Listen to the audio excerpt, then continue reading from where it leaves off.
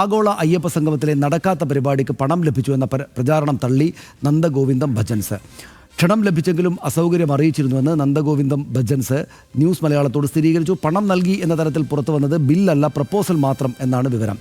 Audit റിപ്പോർട്ടിൽ അന്വേഷണം വേണമെന്ന് മുൻ Devaswom board president PS Prashanth ആവശ്യപ്പെട്ടു. ഇന്ന് അഡ്വാൻസ് തുക ദേവസ്വം ബോർഡിന് തിരികെ നൽകിയെന്ന നിലപാടിൽ ഉറച്ചു നിൽക്കുകയാണ് VN വാസവൻ. ബിനിൽ ലീല സാബുവാണ് ഇതിൻ്റെ വിശദാംശങ്ങൾ നൽകുക. ഇതിനകത്ത് എനിക്ക് തോന്നുന്നു ബിനിൽ, ഇത് നന്ദഗോവിന്ദം ഭജൻസ് അവർക്ക് പരിപാടി നടത്തിയിട്ടില്ല എന്ന കാര്യം വ്യക്തമാക്കുന്നതിലുപരി ഇതിൽ ഈ ഇന്ന പരിപാടി നടത്താം എന്നൊരു പ്രപ്പോസലാണ് ചില മാധ്യമങ്ങളിൽ അന്തിമമായിട്ടുള്ള പരിപാടി നടത്താതെ ബില്ല് അല്ലെങ്കിൽ പണം ചെലവഴിച്ചു എന്ന മറ്റുള്ള വാർത്തയായിട്ട് വന്നത് എന്ന് തോന്നുന്നു, അല്ലേ?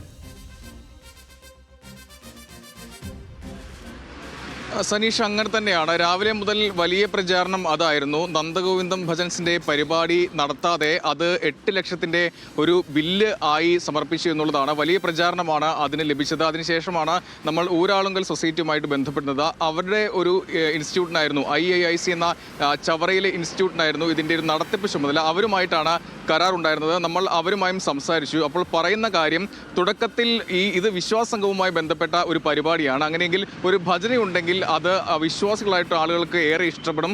അതുകൊണ്ട് ആലോചനാ സമയത്ത് അങ്ങനെ ഒരു പ്രപ്പോസൽ വെച്ചു. അതും ഈ 8 ലക്ഷത്തിനല്ല, 2 ലക്ഷം രൂപയ്ക്കാണ് അങ്ങനെ ഒരു പ്രപ്പോസൽ വെച്ചത്. പക്ഷേ നന്ദഗോവിന്ദം ഭജൻസുമായി സംസാരിക്കുന്നു. അപ്പോൾ അവർക്ക് ആ ദിവസം മറ്റൊരു പരിപാടി ഉണ്ട്, അതുകൊണ്ട് അസൗകര്യമുണ്ട് എന്ന് അറിയിക്കുന്നു. നമ്മളിന്ന് ഈ നന്ദഗോവിന്ദം ഭജൻസുമായി സംസാരിച്ചു. അപ്പോൾ അവരും പറയുന്നത് ഇങ്ങനെ ഈ രീതിയിൽ ബന്ധപ്പെട്ടിരുന്നു. പക്ഷേ അറിയിച്ചത് ഇങ്ങനെയാണ്. കൂടുതൽ വിവരങ്ങൾ, മറ്റുള്ള വിവരങ്ങൾ അറിയില്ല, പണവുമായി ബന്ധപ്പെട്ട വിവരങ്ങൾ അറിയില്ല എന്നാണ് പറഞ്ഞത്.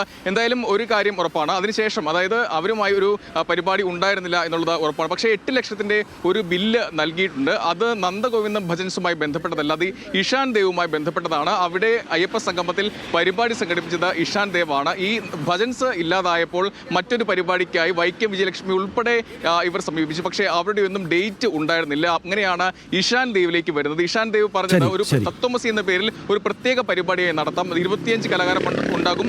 അങ്ങനെ ആ കലാകാരന്മാർ വരുമ്പോൾ അവർക്ക് അത്തരത്തിൽ 8 ലക്ഷം രൂപയാകുമെന്ന് പറയുന്നു. അങ്ങനെയാണ് അവർ വരുന്നത്. ആ ഒരു 8 ലക്ഷത്തിന്റെ ബില്ലാണ് നൽകിയത് എന്നാണ് IIIC വ്യക്തമാക്കുന്നത്. എന്തായാലും ഇതിൽ അവർക്ക് ഈ പരിപാടിക്ക് ആകെ ചിലവായിട്ടുള്ളത് 7 ലക്ഷത്തിലധികം രൂപയാണ്. പക്ഷേ അത് തിരുവിതാംകൂർ ദേവസ്വം ബോർഡ് നൽകിയത് 3 ലക്ഷം രൂപ മാത്രമാണെന്ന് ദേവസ്വം ബോർഡ് സമ്മതിക്കുന്നു. അതോടൊപ്പം തന്നെ ഊരാളുകൾ സമ്മതിക്കുന്നു. എന്തായാലും ഇനിയും തുക ലഭിക്കാനുണ്ടെന്നാണ് പറയുന്നത്. ഇനിയിപ്പോൾ കൂടുതലായി നന്ദി ബിനിൽ, ഞാനത് ഇടപെടുന്നത് സമയക്കുറവുകൊണ്ടാണ്. വളരെ നന്ദി ബിനിൽ ആ വിവരങ്ങൾക്ക്.